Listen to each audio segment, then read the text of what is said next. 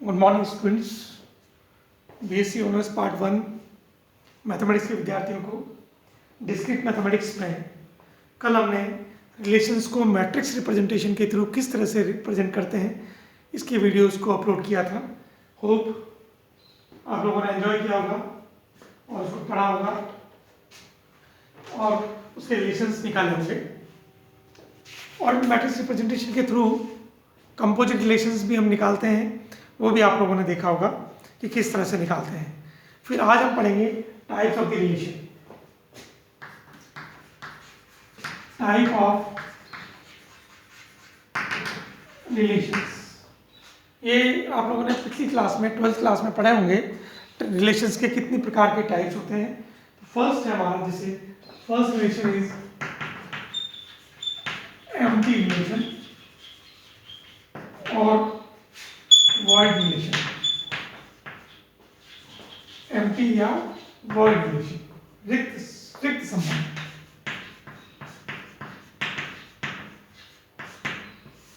रिक्त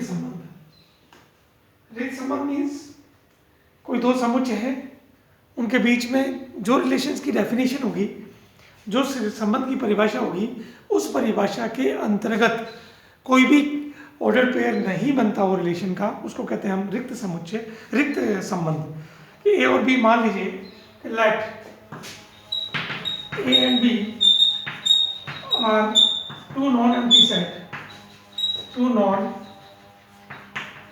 empty sets, then relation is the subset of A by B. A by B means cardinal pair. हम जानते हैं कि order pair बनते हैं A by B से, और रिलेशन इज द सबसेट और equivalent to A by B. Then B से A में therefore phi is the subset of A by B. Phi is the subset of A by B means there is no ordered pair. कर्मित युग्म नहीं है, ordered pair in the definition of relation. मतलब संबंध की परिभाषा में यदि अपने पास ये फाई सेट बनता है, मतलब कोई भी कार्डिनल पेयर, कोई भी ऑर्डर पेयर हमारा इसमें नहीं हो, कोई भी कर्मित युग्म इस रिलेशन का एक पार्ट नहीं है, तो इसको कहते हैं हम एम्प्टी सेट, एम्प्टी रिलेशन या ऑर्डर वॉइड रिलेशन। नेक्स्ट है यूनिवर्सल। अगला हमारे पास है सेकंड, यूनिवर्सल रिलेशन, सार्वत्रिक संबंध। सार्वत्रिक संबंध मीन्स रिलेशन के each and every ordered pair is the subset of A by B. अर्थात ईच एंड एवरी पेयर, प्रत्येक ए और बी दो अरिक्त समुच्चय है, तो समुच्चय ए बाई बी स्वयं का एक उप समुच्चय हो, तो इसको सार्वत्रिक समुच्चय कहते हैं। कि इस रिलेशन इसी ए बाई बी के संपूर्ण ऑर्डर्ड पेयर कर्मित युग्म are belonging to A by B और which is subset of R। मतलब रिलेशन जब अपने पास है, इसमें है, अर्थात प्रत्येक इसका ऑर्डर पेयर उस रिलेशन का एक पार्ट है, तो उसको हम कहते हैं यूनिवर्सल रिलेशन। देन आता है आइडेंटिटी। थर्ड हमारा है identity relation. Identity relation means हमारा जो रिलेशन बनता है, identity relation IR equals to A for all A belongs to A set, और ये रिलेशन है, this is the relation. Means अगर हमारे पास किसी समुच्चय में, फाइनाइट समुच्चय में A B C तीन एलिमेंट हैं, तो अगर उसमें कार्डिनल पेयर, उसमें हमारा order pair A B B C C, इस तरह से अगर तीनों पेयर्स हमारे पास हैं, तो उसको कहते हैं हम आइडेंटिटी रिलेशन। अर्थात A का रिक्त समुच्चय है, तो A बाई ए का उपसमुच्चय ए से डिनोट करते हैं, तो समुच्चय ए पर तत्समक समुच्चय कहलाता है। रिलेशन ऑफ इक्वलिटी भी कहलाता है इसको। हम ये भी कहते हैं रिलेशन ऑफ इक्वलिटी, समानता का संबंध भी कहलाता है, और डायगोनल रिलेशन भी कहलाता है। कि जैसे मान लीजिए हमारे पास एक रिलेशन है, तो ये तत्समक संबंध मीन्स 1 1 2 2 3 3 ये हमारा तत्समक संबंध है, और इसके प्रत्येक अवयव 1 1 है 2 2 है, तो ये हमारा तत्समक संबंध नहीं है क्योंकि इसके प्रत्येक अवयव का एलिमेंट नहीं है। जैसे मान लीजिए let us suppose we have 1 1 1 2 3, तो relation first R1 equals to let us suppose 1 1 2 2 and 3 3, second R2 equals to 1 1 फिर 1 2 और 2 2 लेट अस सपोज 2 2, तो ये रिलेशन तत्समक संबंध नहीं है, आइडेंटिटी रिलेशन नहीं है, जबकि ये रिलेशन हमारा आइडेंटिटी रिलेशन होगा क्योंकि इसमें 3 एलिमेंट है, तीनों एलिमेंट के प्रत्येक का स्वयं के साथ रिलेशन अगर है तो उसको कहते हैं तत्समक संबंध। और यदि अपने पास कोई भी एक एलिमेंट ऐसा हो जिसका रिलेशन कोऑर्डिनेट पेयर नहीं हो तो उसको तत्समक संबंध नहीं कहते हैं। तो ये पहला है हमारा एम्प्टी मीन्स ऐसा ऑर्डर पेयर या five of A by B, cardinal product of A और बी सेट, तो ए बाई बी का एक रिक्त समुच्चय ऐसा होगा उसको अपन रिक्त संबंध कहते हैं। यूनिवर्सल मीन्स प्रत्येक संबंध हमारा ए बाई बी का एक सबसेट हो हर एक का, तो उसको कहते हैं सार्वत्रिक समुच्चय। आइडेंटिटी स्वयं का एलिमेंट का स्वयं के साथ संबंध हो उसको हम आइडेंटिटी रिलेशन कहते हैं। नेक्स्ट जो हमारा है वो आप लोगों ने भी पढ़ा है रिफ्लेक्सिव। फिर आप जो रिलेशंस पढ़े हैं ये आप लोगों ने सिंपल 12th में रिलेशंस की थ्योरी में सेट रिलेशन फंक्शन में आपको पढ़े होंगे। नेक्स्ट जो हमारे पास आता है वो reflexive relation. Fourth is reflexive relation, समतुल्य संबंध।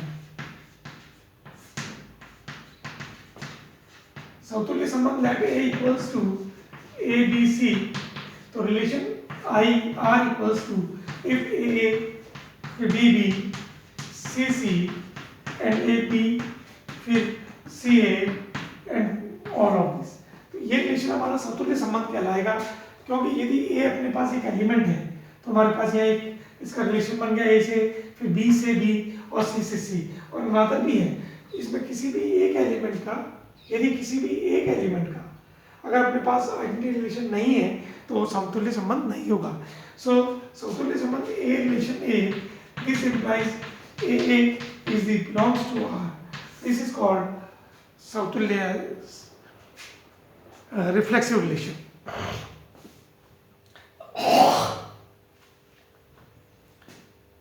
अब इसमें कुछ टिप्पणियां हैं। अरिक्त समुच्चय ए पर परिभाषित तत्समक सदैव समतुल्य होता है। ए पर प्रत्येक समतुल्य संबंध तत्समक संबंध नहीं होता क्योंकि अगर ये every reflexive relation is not identity relation because we have another order pair also this relation. अतिरिक्त हमारे पास कर्मित युग्म और हमारे पास उपस्थित होते हैं, इसलिए ये नहीं होता। इसके बाद आता है हमारा सिमेट्रिक।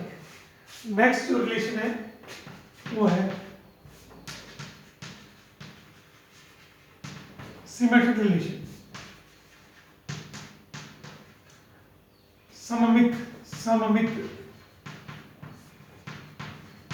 संबंध। A related to B, this implies B also related to A, अर्थात हमारे पेयर ए बी और बी ए के रूप में हों तो इसको कहते हैं अपन समतुल्य सममित संबंध। A related to B, this implies B also related to A, तो दिस इंप्लाइज ए अरिक्त नॉन एम्प्टी सेट ए पर परिभाषित संबंध आर एक सममित संबंध कहलाता है यदि A and B belongs to A के लिए A by B belongs to R, A R B, तो A B belongs to R, this implies B also belongs to R, तो इसको कहते हैं हम लोग सममित संबंध।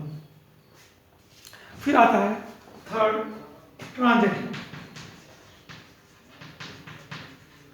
ट्रांजिटिव रिलेशन, इसको कहते हैं संक्रामक संबंध। संक्रामक संबंध means A related to B comma B related to C, this implies A also related to C, अर्थात A B belongs to R फिर B C belongs to R, this implies A C also belongs to R, this is relation is called transitive relation in ABC, where ABC for all ABC belongs to A के अगर ए हमारा non empty set है और उनका एक order pair इस तरह से है, ए बी हमारे पास है, फिर बी सी अगर हमारे पास है और ए सी भी अगर उसमें सेट में हो रिलेशन में, तो इस टाइप का रिलेशन हमारे को ट्रांजिटिव रिलेशन कहलाता है, संक्रामक रिलेशन कहलाता है। फिर इंपॉर्टेंट आता है एक और इम्पॉर्टेंट है, बहुत इंपॉर्टेंट, रिफ्लेक्सिव हो गया, सिमेट्रिक हो गया, ट्रांजिटिव हो गया। तो हमारे पास एक चौथा आता है, अगर किसी रिलेशन में ये तीनों प्रॉपर्टीज होल्ड हो रही हो, अगर किसी रिलेशन में तीनों प्रॉपर्टीज होल्ड हो रही हो, कौन सी? Equivalence relation. नेक्स्ट आता है इक्विवेलेंस रिलेशन, तुल्यता संबंध।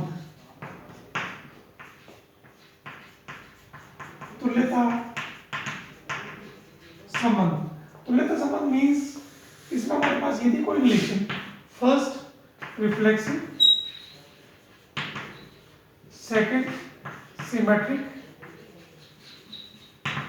और थर्ड ट्रांजिटिव मतलब ये सबसे पहले देखिए, ये समतुल्य, फिर ये सममित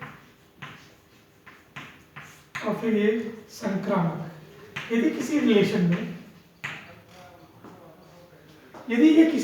में ये तीनों रिलेशन सेटिस्फाई करते हो, तो ये हमारे पास इक्विवेलेंस रिलेशन कहलाता है, समतुल्य, सममित और संक्रामक। फिर चौथा हमारे पास एक और आता है रिलेशन एंटीसिमेट्रिक, प्रतिसम्मित संबंध और सममित संबंध में एक ही रिलेशन में अंतर है कि A related to B, B also related to A, this implies A equal to B, उसको कहते हैं हम लोग एंटीसिमेट्रिक। ये बहुत इंपॉर्टेंट है क्योंकि सिमेट्रिक होता है A रिलेशन टू B और B also relation to A, तो therefore that is called symmetric relation. But antisymmetric means A relation to B, B also relation to A, therefore A equals to B. This condition must be satisfied. So this implies this is called antisymmetric relation. So therefore equivalence relation भी हम लोगों ने देख लिया, ये definitions हैं, इन पे कुछ theorems दी हुई हैं, उसको next वीडियो में मैं theorems कराऊंगा। ये types of the relations हैं, इनको आप अच्छी तरीके से एग्जाम्पल के थ्रू समझिए और फिर इसके बाद अगला जो हमारे पास होगा वो वीडियो मेरे इसके थ्योरम्स के रूप में होगा। पहले आप इनको पढ़िए। Thank you.